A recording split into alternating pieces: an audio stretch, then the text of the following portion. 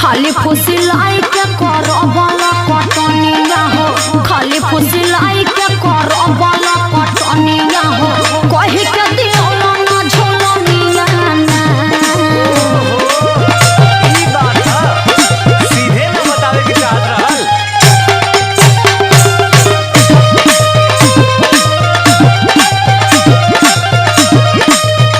याद आइलो?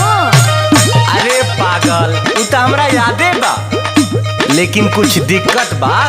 अरे सबर का फल मीठा होला, आ तहरो के मिली सबर का फल। आज ना त कल हाँ तो सबरे नु करतानी। धनवा